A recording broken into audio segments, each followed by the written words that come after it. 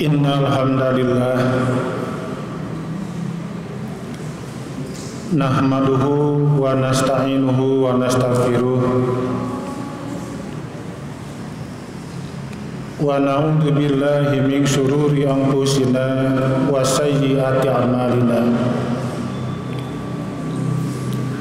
May yahdihillahu fala mudhillalah wa may yudlil fala hadiyalah. Asyhadu an la ilaha illallah wa asyhadu anna Muhammadan abduhu wa rasuluh. Amma ba'd. Bapak dan Ibu yang saya hormati dan yang Allah muliakan, alhamdulillah terlebih dahulu kita panjatkan puji dan syukur kehadirat Allah Subhanahu wa taala karena berkat takdir serta curahan rahmatnya pada kesempatan ini kita bisa berkumpul di masjid ini untuk mengikuti pengajian umum yang diselenggarakan oleh Qoyim Masjid PP Persis Ciganitri yang selama bulan Syawal ini pengajian umum akan diisi oleh mubaligh yang ada di Qoyim. Kalau pada bulan Syawal minggu yang pertama itu diisi oleh Ustaz Fatul Ain, kemudian yang kedua oleh saya, tapi karena ada acara OSBK di Staipi maka dialihkan di ahad sekarang. Dan insya Allah nanti di ahad yang kelima di bulan ini akan diisi juga oleh mubaligh dari Qoyim. Adapun penceramahnya nanti kita akan menyusul informasinya. Dan katanya itu di ahad yang kelima tanggal 29 Taskil mau touring Pak Beb ya. Touring aja nanti tanggal 29. Mohon. Lan? Libur. Oh, jadi libur karena Taskilnya ingin touring katanya ya. Iya. Pak Ketua pada ngersakeun touring ke? Tong tabiteun lah kawan ayasa we. Lah? Iya, itu tanggal 29 ya Taskil akan mengadakan touring Pak ya, pakai motor bukan pakai sepeda. Nah tentu bagi Bapak dan Ibu yang mau ikut silakan tinggal mendaftar ke Pak Beb nanti. Beliau sebagai amir saparnya langsung di SK nanti UKM nanti. Pak Beb ya? Iya Bapak dan Ibu yang saya hormati dan yang Allah muliakan. Karena sekarang kita masih berada di bulan Syawal, maka ini pembahasan akan difokuskan sekaitan dengan bab sosialisasi muttaqin pasca Ramadan. Berawal dari fungsi saum Ramadan, itu kan ayatnya jelas menyatakan dengan satu ungkapan a'udzubillahi minasyaitonirrajim la'allakum tattaqun, agar kalian menjadi orang-orang yang bertakwa. Nah, bagaimana kata Al-Quran tentang karakteristik atau bagaimana pembuktian orang yang bertakwa pasca Ramadan? Di selama Ramadan kan kita tidak makan, kita tidak minum. Kita tidak makan, kalau tidak ada makan kan ada. Minuman juga ada. Tapi kita tidak makan karena untuk melaksanakan perintah Allah yang Maha Kuasa. Nah, apa di dalamnya? Di antaranya kita mampu merasakan bagaimana penderitaan orang yang kelaparan. Kalau kita kan bukan kelaparan, waktu sahur kita makan, nanti maghrib akan berbuka, kita menahan lapar. Tapi orang-orang yang miskin, mereka tidak tahu kapan dapat makanan lagi. Nah, maka disinilah perlu kita mengintrospeksi kita masing-masing. Saum yang kita makan selamanya, adakah pembuktiannya? Setelah Ramadan berlalu di bulan berikutnya, bagaimana pembuktian itu? Nah, maka di sini judulnya sosialisasi muttaqin pasca Ramadan.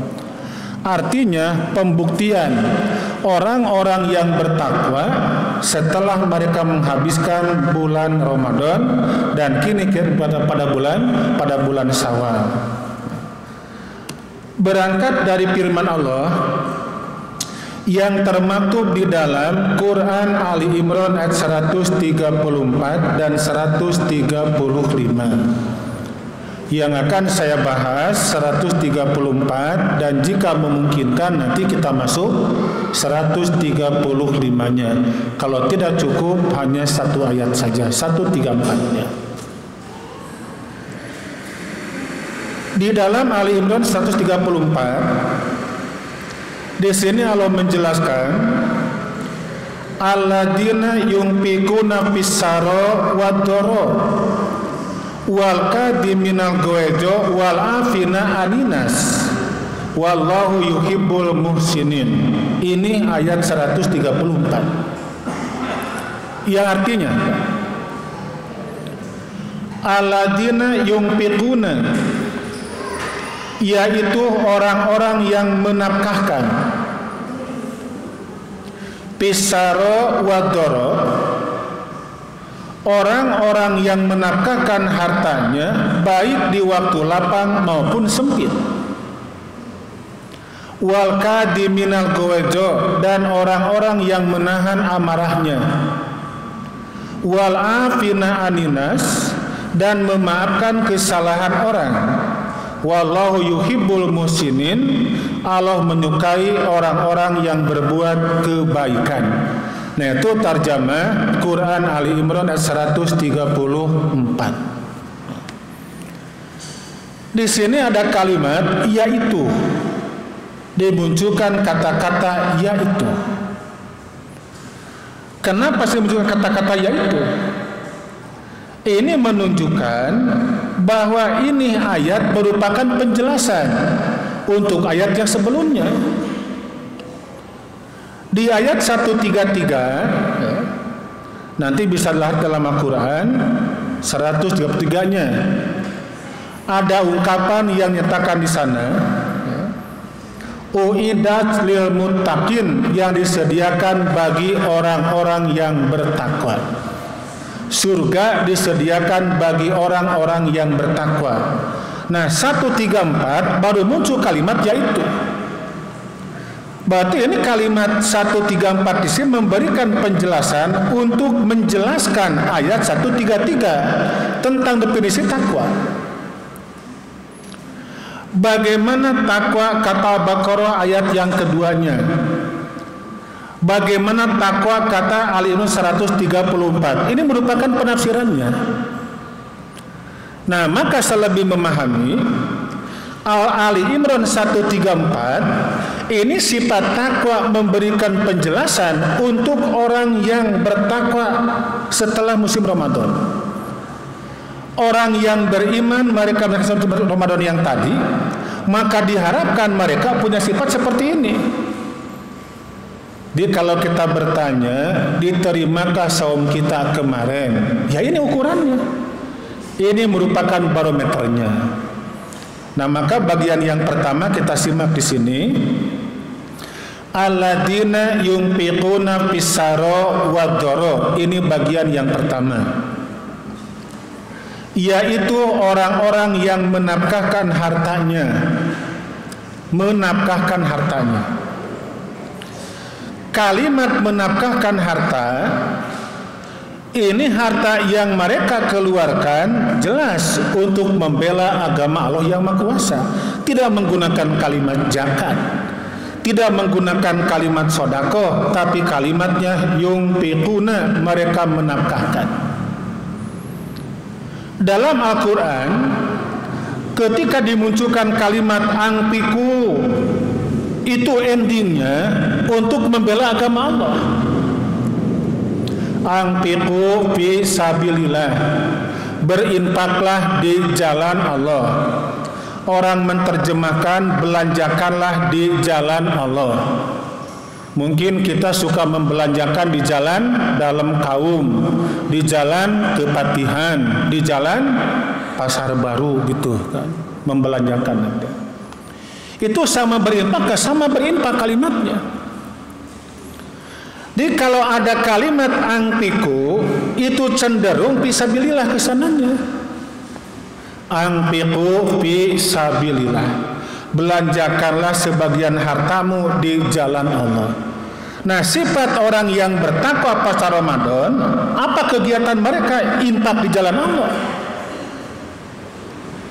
Nah, kapan kita berinfaknya?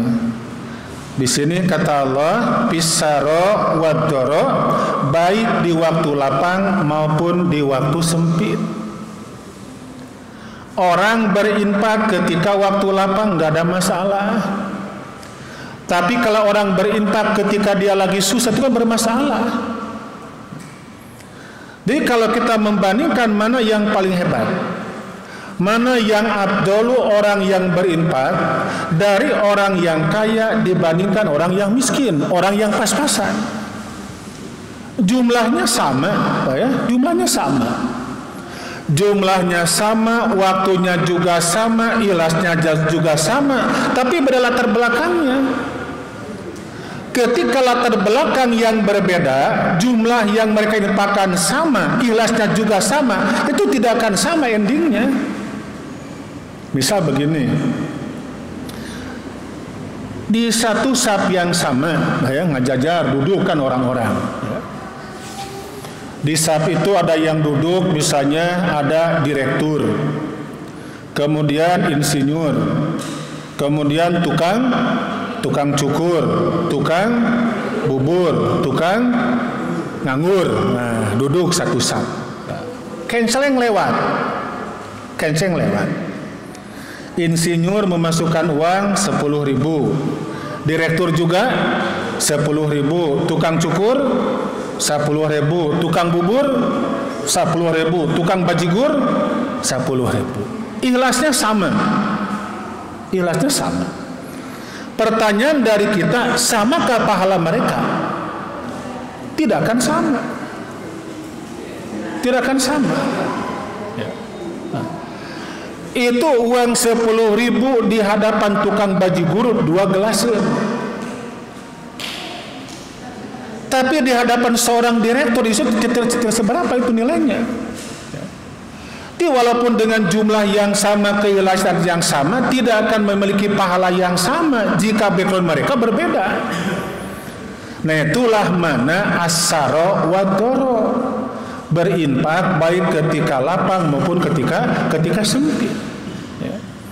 Nah, kalau kita mengembangkan, ada 2 orang hamba Allah mereka sholat tahajud tidak berjamaah, tidak dianjurkan untuk berjamaah. Yang pertama, incuna berusia 17 tahun dia tahajud.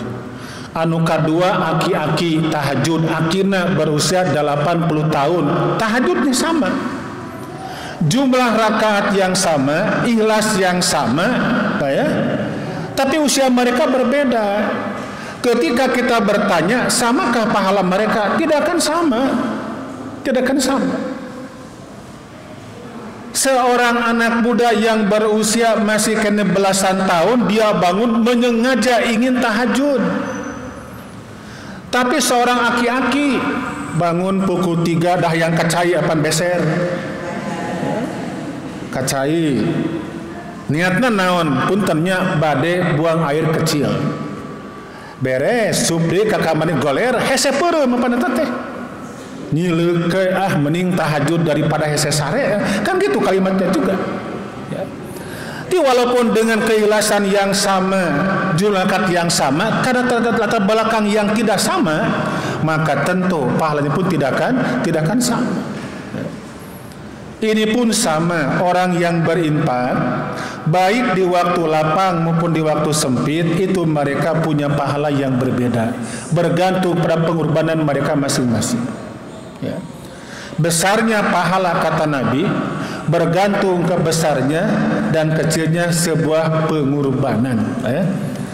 Nah, itulah merupakan bagian yang pertamanya. Langsung kita lihat di lembar yang ini, Pak, ya. Nah, jadi ada 3 di sini. Ada 3 tentang pembuktian orang-orang yang bertakwa pasca Ramadan. Jadi yang pertama, alladzina yunfikuna fisaro waddoro, yaitu orang-orang yang berinfak baik ketika lapang maupun ketika sempit. Di dalam Al-Baqarah dijelaskan ayat 219. Wa yas'alunaka madza yunfiqun, dan mereka bertanya kepadamu apa yang mereka nafkahkan. Kata Allah, qul al-afwa, katakanlah yang lebih dari keperluan, sisa dari kebutuhan, itu yang kita infakkan. Kebutuhan di rumah tangga sudah terpenuhi, biaya anak sekolah sudah terpenuhi, membeli token listrik untuk ngokan wae sudah terpenuhi, pulsa juga untuk hayo ngaloding sudah terpenuhi. Aya keneh sesa sok infakkeun kata Allah. Apakah termasuk sebuah kebaikan ketika saya berinfak, itu sementara di rumah beas tidak punya, PLN disadang ngek. Kemudian anak juga minta uang untuk bayar sekolah, jadi bere infak ke kabatur. Itu tidak termasuk cara yang terpuji seperti itu. Jangan menyengsarakan anggota keluarga demi memperhatikan keluarga orang lain. Perhatikan dalam diri kita masing-masing. Kata bapak dan ibu, apakah memang ada seseorang yang lebih memperhatikan ke orang lain? Ada, apa itu? Ya, ada. Saya tahu dari pertanyaan jamaah, sampai ada seorang perempuan itu kan bukan curhat tapi menyampaikan keluhannya. Suami saya lebih memperhatikan keluarga adik dan kakaknya dibandingkan saya sendiri. Ada orang seperti itu. Itu kan tidak termasuk sikap yang terpuji seperti itu. Ini seorang suami silakan memperhatikan keluarga adik dan kakaknya selama dia memperhatikan siapa? Kok diri sendiri. Bagaimana kondisi istrinya, kemudian anak-anak terpenuhi, baru kepada anak, kepada kakak dan adik-adiknya. Nah di sini kata Allah, wa yas'alunaka madza yunfikun, dan mereka bertanya kepadamu apa yang mereka nafkahkan. Qul, jawablah al-afwa, yang lebih dari keperluan. Ada sisa di kebutuhan yang pokok, maka silakan keluarkanlah, infakkanlah. Kadzalika yubayyinullahu lakumul ayat la'allakum tatafakkarun. Demikianlah Allah menerangkan ayat-ayatnya kepadamu supaya kamu berfikir. Jadi kata di sini berinfak yang paling pokok kita memperhatikan anggota keluarga, kemudian silakan perhatikan keluar setelah memperhatikan di dalam, karena dia merupakan tanggung jawab kita selaku seorang suami atau selaku seorang ayah. Kita lanjut lembar yang berikutnya. Kalau tadi ayat, sekarang hadisnya. Infak yang paling utama.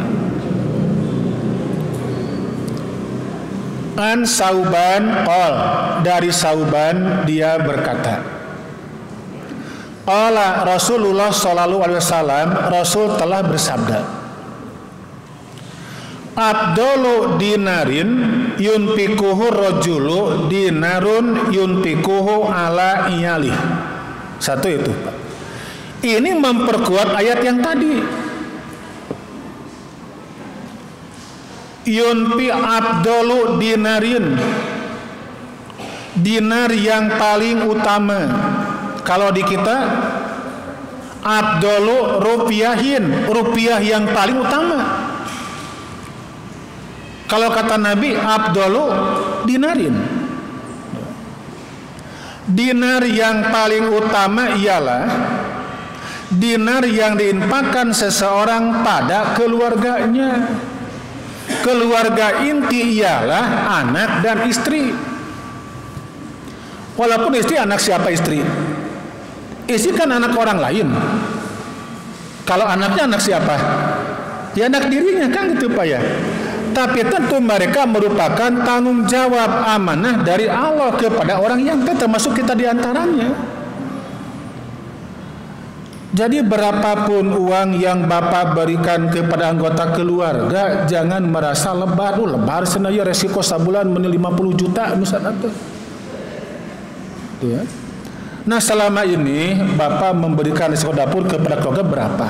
Jangan kita merasa khawatir karena itu merupakan infak level yang keberapa? Yang pertama kata Rasul. Sok catat ku ibu, laporkan kepada suami. Ngara suami tidak merasa lebar infak kepada keluarga teh. Pak tah cek Nabi gitu kan kata ibu teh. Ya mah disawarnya diselapkeun dina kaos kaki misalnya teh. Diselapkeun dina kopiah nyelap amplop nolol sawareh di dieu pan gitu kan. Tah tong kitu. Ya. Abdullu dinarin kan? Dinar yang paling utama. Bagian yang pertama apa? Nah ini kata Allah, kata Rasul kan, dinar yang diinfakkan seseorang pada keluarganya untuk membeli beras, untuk membeli gas, membeli apa lagi ibu? Membeli baju, selop, kemudian kerudung gitu kan, dan sebangsanya lah banyak kebutuhan. Nah level yang kedua, wa dinarun yunfikuhu rajulu ala dabbati fi sabilillah, dan dinar yang diinfakkan seseorang untuk kendaraannya di jalan Allah. Kendaraan Pak, kalau zaman Nabi kan membelinya makan untuk unta dan kuda, kalau di kita untuk apa? Motor dan mobil. Mungkin ada yang membeli pertalit, kemudian dexlite, kemudian apa lagi? Ya macam-macam gitu kan. Jadi berapapun uang yang kita keluarkan untuk menghidupi kendaraan kita yang akan kita gunakan fisabilillah, itu merupakan level yang kedua setelah suami memberikan kepada anggota keluarganya. Nanti Bapak akan touring tanggal 28 tong lebar Pak, berapapun bensin yang kita keluarkan Pak. Ya. Kalau touring ibadah, kata siapa touring bukan ibadah? Bu, halo. Touring ibadah bukan? Ibadah kan parentah. Siru fil ardi, apa artinya? Bepergianlah kamu di muka bumi. Bahasa saya ulinlah kamu di muka bumi. Itu ulin merupakan bagian dari ibadah, kan perintah Allah itu. Bade Pak Jaib, bade moal so rencanakeun ti ayeuna tuh atuh kudu nabung atuh ka dinya membeli full ya si teng motor tadi pinuhan sabarahaeun 50.000 tong lebar Pak. Itu merupakan bagian dari abdullu dinarin, dinar yang paling utama setelah Bapak memberikan uang kepada anggota keluarga gitu. Semakin besar uang yang kita keluarkan untuk menghidupi kendaraan kita, maka semakin besar itu Allah yang Maha Kuasa. Atau tongkan namo kana mobilnya langsung sana ka pangandaran, teu naon kitu oge gitu kan. Yang pokok tu siru fil ardi gitu ya. Nanti disambut, ditempatkan di rumahnya itu kan Pak Haji Patah. Pak Haji ya. Itu kan. Itu yang kedua Pak. Yang keduanya Pak ya. Nah yang ketiga, wa dinarun yunfikuhu ala asabi fi sabilillah, dan dinar yang diinfakkan seseorang untuk sahabatnya di jalan Allah. Jadi kalau yang pertama untuk anggota keluarga, kemudian yang kedua untuk menghidupi kendaraan yang akan kita gunakan, dan yang ketiga kita infakkan kepada siapa? Kepada sahabat kita, yang mereka akan melaksanakan kegiatan di jalan Allah yang Maha Kuasa. Mungkin dia akan umroh, akan ibadah haji, ereka pasantren, tebogoro di ongkosan kurang. Itu termasuk level yang ketiganya. Nah, itulah tentang macam-macam dinar yang abdullu level yang ketiga. Yang pertama keluarga, yang kedua kendaraan, yang ketiga sahabat kita. Kita memberikan kepadanya. Nah, tentu yang ketiga di sini sudah menjadi amalan kita. Terbukti ketika ada anggota akan berangkat ibadah umroh, ibadah haji, kita datang berkunjung kepadanya, menyampaikan doa, kemudian berbagi berapapun uang yang kita berikan, mudah-mudahan bisa dimanfaatkan oleh orang yang akan berangkat ibadah haji dan umroh. Itu merupakan pembuktian level yang ketiganya.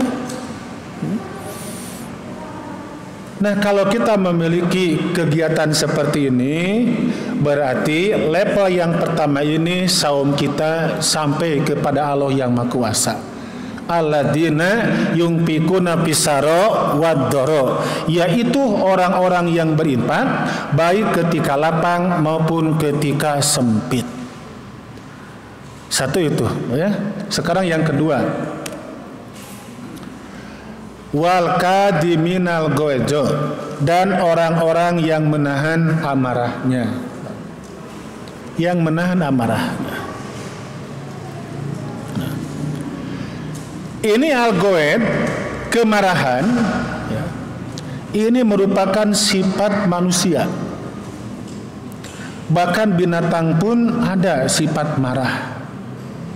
Kan binatang matong dibahas, ini manusia lah, ya, manusia. Ya.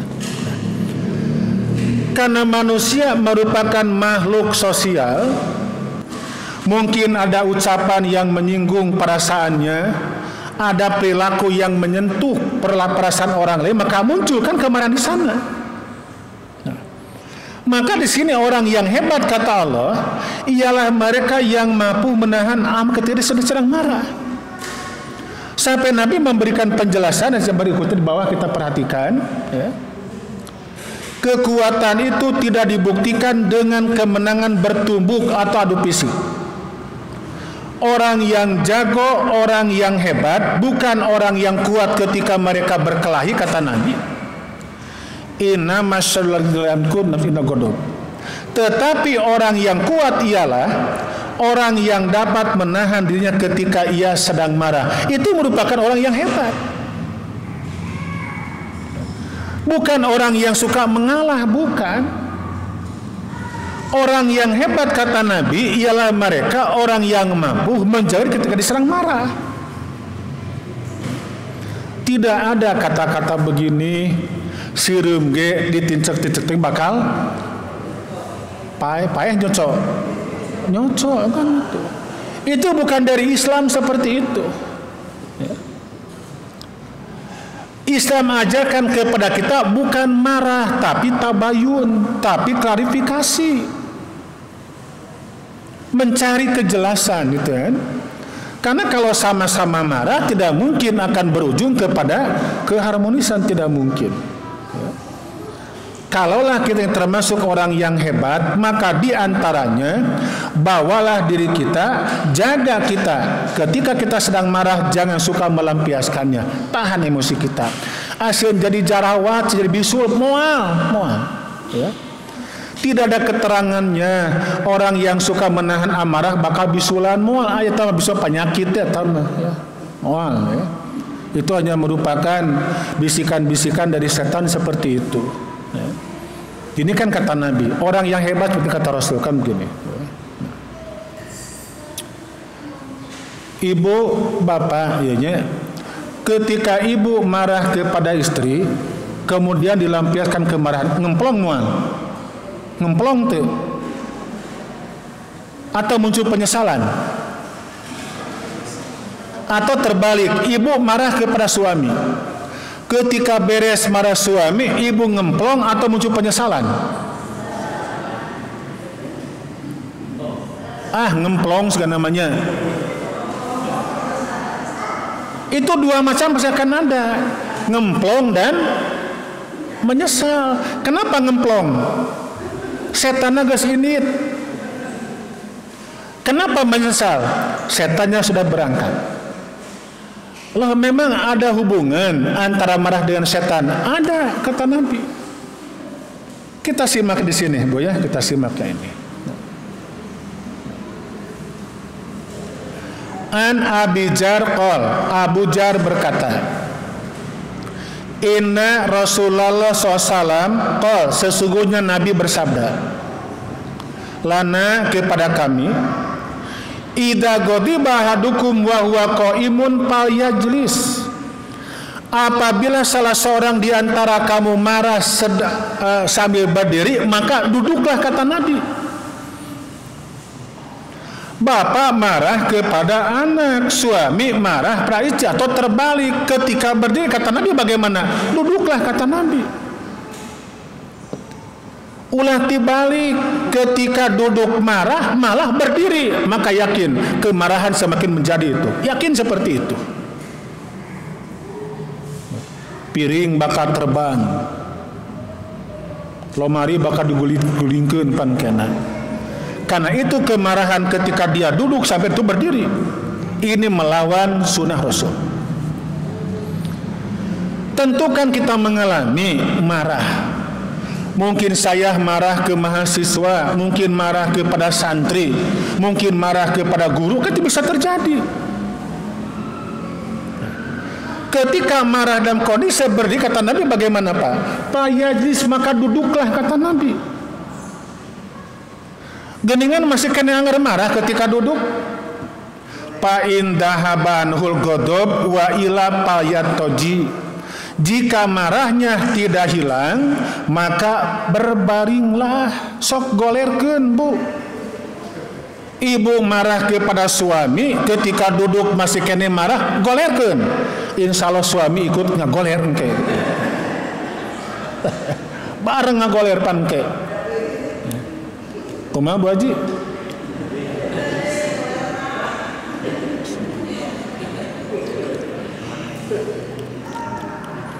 Geuning ngagoler masih kena amek, sampai ka oyak si bangteu ku amek gitu kan? Belum tuntas itu, belum tuntas. Lihat yang di bawahnya. An Atiyah qol, Atiyah berkata, qala Rasulullah sallallahu alaihi wasallam, Rasul telah bersabda, innal ghadaba minasyaiton, sesungguhnya marah itu datang dari setan. Tuh, di setan marah itu datangnya, bukan dari malaikat tapi dari setan. Jadi kalau muncul kemarahan pada diri kita, yakin ini setan membisikkan pada hati kita. Wa inna syaitana khuliqa minan nar, dan sesungguhnya setan dijadikan dari api. Wa inna matut paunar bilma, sementara air dapat api dapat dipadamkan dengan air. Maka endingnya di sini, fa idza ghadiba ahadukum fayatawaddo, apabila salah seorang di antara kalian marah, maka berwudulah. Ini merupakan jurus yang terakhir. Marahnya kita ada pahala ketika kita berwudu. Salat entong enggak diperintahkan salat. Salatnya sedahayang dah teu kaci. Ya. Kenapa tekaci? Tidak ada sholat sunat untuk menghilangkan marah, tidak ada. Hanya sampai pada berwudu, duduk, ngagoler atau berwudu. Cek ibu teh geuningan geus wudu masih kena amek. Wah, carekannya kagok ketulah dah. Kumaha tuh dah.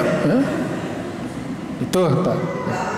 Nah, jadi ini sosialisasi muttaqin pasca Ramadan.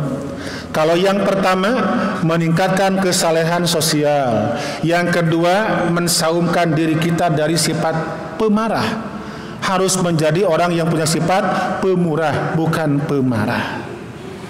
Yang terakhir, yang ketiga, wal afina aninas, dan memaafkan kesalahan orang lain. Wallahu yuhibbul muhsinin, Allah menyukai orang-orang yang berbuat kebaikan. Ini merupakan bagian yang terakhir kaitan dengan bab pembuktian orang yang bertakwa setelah Ramadan. Ini yang tidak kalah pentingnya Pak. Afin namanya Pak ya. Ya Pak. Dalam Al-Quran Itu memaafkan ada dua. Yang pertama menggunakan kalimat ghafara, yang kedua afa. Apa artinya? Memaafkan. Kalau memaafkan menggunakan kalimat ghafara, itu menunjukkan maaf karena diminta. Istighfar kan minta pengampunan. Kenapa dimaafkan? Karena diminta. Bu punten we nya abdi kamari telat teuk dihampura tapi tong deui-deui, itu kan ghafara namanya. Pemberian maaf karena diminta. Nah, yang kedua ada itu memberikan maaf tanpa diminta. Seperti orang tua kepada anaknya, walaupun anaknya ketika melaksanakan kesalahan kepada orang tua dan tidak pernah tentu dimaafkan, tapi orang tuanya memaafkan langsung, itu namanya afin disebutnya. Afin ialah orang yang memaafkan kesalahan orang lain, sedangkan yang bersalah tidak pernah minta untuk dimaafkan, tapi langsung dia memaafkan. Itu namanya wal afina aninas disebutnya. Punyakah kita sifat seperti ini? Di kita kan kalimat begini, bakating ku nyeri hate sanajan kauruganku kumaha sanajan rup ku padung rap ku lemah kaurugan ku taneuh beureum moal dihampura. Itu bukan sifat orang yang bertakwa, gagal itu ketakwaannya. Geuning Nabi berpaling dari Wahsy. Wahsy dan Hindun merupakan dua orang kafir dulu ketika perang membunuh paman Nabi bernama siapa? Hamzah. Ketika Hamzah telah wafat, dibelah dadanya, Pak. Diambil jantungnya dan dimakan oleh Wahsy bersama Hindun. Kemudian dia masuk Islam, ikut ngaji bersama Nabi. Nabi nggak berani menatap wajahnya, nggak berani. Wahsy teh diukna di ditu, Nabi teh kieu we ngabalieur, mbu ngaret ka itu. Apakah Nabi sakit hati? Bukan. Ketika sahabat nanya, ya Rasulullah, aku senantiasa menyaksikan Tuhan ketika dia ada belum pernah melihat kepadanya. Apakah Tuhan benci kepadanya? Kata Nabi, aku tidak membenci. Hanya aku teringat bagaimana nasib pamanku dulu ketika dibelah dadanya, diambil jantung dan dimakan oleh mereka. Aku teringat kepada pamanku. Kalau Nabi dendam, tentu akan ngusir, balik tong ilu ngaji, kan begitu mah enggak, dibiarkan saja kan itu. Ya. Itu kan manusiawi ya. Kalau nyeri hati, tidak ada niat untuk membalasnya, tidak ada. Orang hampura we, tapi mung deket, inget karena pilakuna, ingat kepada orang yang dia hianati ya. Itu termasuk afin juga seperti itu. Wal afina aninas, dan memaafkan kesalahan orang lain. Jangan ada kata-kata ingin membalasnya, ingin balas dendam, jangan seperti itu. Maafkan, walaupun kita menjaga jarak, misalkan begitu. Nah. Orang yang suka memaafkan kesalahan orang lain, itu tidak akan jatuh, nama baiknya tidak akan jatuh. Bahkan semakin terhormat kata Nabi. Kita lihat di sini, di hadis ini. Wa an Abi Hurairah radhiyallahu an qol. Abu Hurairah berkata, qala Rasulullah sallallahu alaihi wasallam, Rasul telah bersabda, "Man qasat shadaqatun min mal", suatu sedekah tidak akan mengurangi harta. Orang yang gemar bersedekah tidak mungkin dia akan bangkrut. Mual jadi sangsara, mual jadi miskin disebabkan dia gemar bersedekah. Anu bangkrut mah disebabkan dia pandai berjudi. Kata siapa? Kata Umairama. Umairama mengatakan judi menjanjikan kemenangan. Bohong gitu. Ada bohong apa nih? Orang gemar bersodako, gemar berinfak, kata Nabi bagaimana? Tidak akan jadi miskin, kata Nabi. Tidak akan jadi miskin. Ya. Lalu yang keduanya, wa ma jadalau abwan wa ma jadalau abdan bi'apin ila ijan. Allah tidak akan menambah kepada seorang hamba yang suka memberi maaf kecuali kemuliaan. Gengsi kudu ngahampura setan Allah ti dituna, tangga seperti itu. Orang yang gemar memaafkan, dunia terasa luas, lega alam dunia teh, nggak ada musuh. Coba kalau orang banyak musuh, di RT 5 aya musuh, RT 2 aya musuh, RW genep komo balatak, heureun alam dunia teh atuh. Ya. Karena dia termasuk orang yang pendendam. Tapi orang suka memaafkan, dunia terasa lega. Berangkat kemanapun dia bebas, berangkat kemanapun dia bahagia, banyak orang yang menyambutnya. Kenapa begitu? Karena dia termasuk wal afina aninas, orang yang suka memaafkan kesalahan orang lain. Sampai Nabi memberikan janji di sini kan, Allah tidak akan menambah kepada seorang hamba yang suka memberi maaf kecuali kemuliaan. Allah akan memuliakan. Inginkah kita hidup mulia? Ingin, maafkan kesalahan orang lain kepada kita. Jangan termasuk orang yang suka mendendam. Angkewe sena lebaran beri salaman. Nah itu kita tulis seperti itu. Ya. Melaksanakan perbuatan yang keliru ketika didamaikan oleh Bapak RT, oleh Bapak RW. Angke sena Pak RT ke lebarannya di lapang beri salat Id di sana. Oh dari laken ya kakek bulan Syawal sena ayeuna kitu kan masih lama ya. Kesalahan di kita itu satu Syawal bukan merupakan waktu saling memaafkan, bukan. Ya.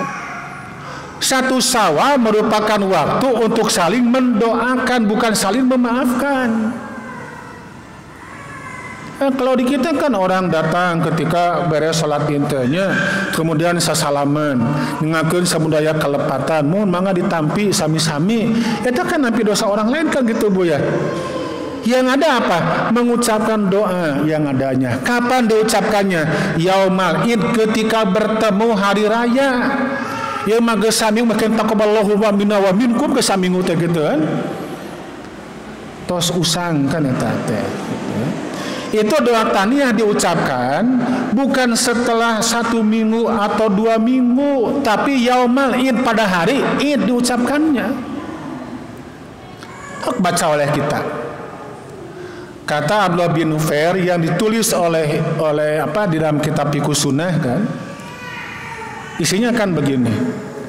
Karena ashabu Rasulillah idza taqau yaumal Id, adalah sahabat Nabi apabila mereka bertemu pada hari raya Id. Bertemu raya Id. Qala badum li badin, maka mereka saling mengucapkan satu sama lain. Kapan bertemunya? Hari raya Id, bukan tosa minggu.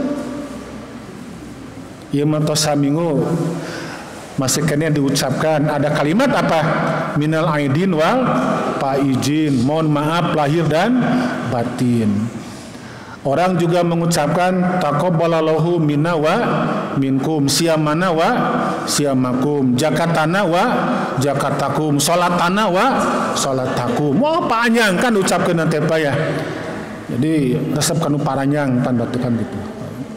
Nah, saling memaafkan tidak ada kaitan dengan bab lebaran, tidak ada. Tidak ada. Saling memaafkan kapanpun, selama kita punya salah, maka silakan meminta maaf kepada orang yang kita dolimi. Nah sementara kita orang yang terdolimi, geus ngahampura ti heula. Itulah orang yang hebat. Itu yang termasuk pada kalimat wal afina aninas, dan orang-orang yang memakai kesalahan orang lain. Nah 3 macam ini ya, 3 macam sajalah cukup. 2 dia mengkewe, 2 dia. 3 macam ini. Sudahkah kita miliki selama ini? Kalau kita ternyata masih termasuk, tidak termasuk poin yang pertama, Poin yang pertama apa? Meningkatkan kesalehan sosial. Dermawan berehan, teu pedit merepet jahe, buntut kasiran merege hese cap jahe. Apa artinya? Pedit, koret masih keneh aya, pedit masih keneh aya. Wah, berarti orang yang tadi teu lulus ta Ramadan teh. Udud boga hiji dipenta ku batur teh heula. Karena kumaha sakenyot sawang. Berbagi. Kalau kita sekarang suka berbagi, kita termasuk orang yang berehan, berarti poin yang pertama lulus Ramadan kita. Kakak hiji kita. Terus yang keduanya, apakah kita termasuk orang yang suka marah? Oh tidak. Saya adalah, kata Bapak dan Ibu, orang yang mampu mengendalikan kemarahan. Ketika saya marah, ketika aku marah dalam kondisi berdiri, aku pun duduk melaksanakan apa yang Nabi sabdakan. Berarti lulus poin yang kedua. Tinggal yang ketiga. Apakah kita termasuk orang yang suka mendendam, ingin membalas keburukan orang kepada kita? Oh enggak, saya siap memaafkan kesalahan orang lain. Bersyukur kepada Allah. Berarti benar Idul Fitri merupakan kembalinya kita kepada fitrah. 1 bulan penuh kita didik oleh Allah, dan kini saatnya kita termasuk orang-orang yang bertakwa. Cirinya apa? Kita mampu mensosialisasikan, mampu membuktikan 3 macam yang tadi. Yang pertama, meningkatkan kesalehan sosial. Yang kedua, siap memberi ketika marah. Dan yang ketiga, memaafkan kesalahan orang lain. Nah, itulah yang dapat saya sampaikan pada kesempatan ini. Mudah-mudahan dari 3 macam yang tadi dengan berawal dari Ali Imran 134 itu betul-betul merupakan milik kita semua, karena kita ingin termasuk pada kalimat la'allakum tattaqun, agar kalian termasuk orang-orang yang bertakwa. Ya, Bapak dan Ibu yang saya hormati dan yang Allah muliakan, itu saja yang dapat saya sampaikan pada kesempatan ini. Jadi kesimpulannya, untuk muhasabah tentang ibadah saum yang kita amalkan di bulan kemarin, apakah makbul atau tidak? Jawabannya dalam diri kita masing-masing. Kalau 3 macam yang tadi kita miliki, tos jujur lulus kita. Maka Idul Fitri betul-betul merupakan nama yang sama dengan makna, atau makna yang punya nama, atau nama yang bermakna tersendiri. 3 macam yang tadi, maka kuncinya ada dalam diri kita masing-masing. Jadikanlah kita termasuk orang yang bagir, yang berehan, yang suka berbagi. Jadikanlah kita termasuk orang yang siap untuk menjaga diri ketika marah. Jadikanlah kita termasuk orang yang suka memaafkan orang lain. Itulah merupakan kunci-kunci kesuksesan orang yang beres saum Ramadan, khususnya di tahun ini. Nah, mudah-mudahan Allah senantiasa memposisikan diri kita semua dalam sebutan la'allakum tattaqun, orang-orang yang bertakwa. Amin ya Allah ya rabbal alamin. Assalamualaikum warahmatullahi wabarakatuh.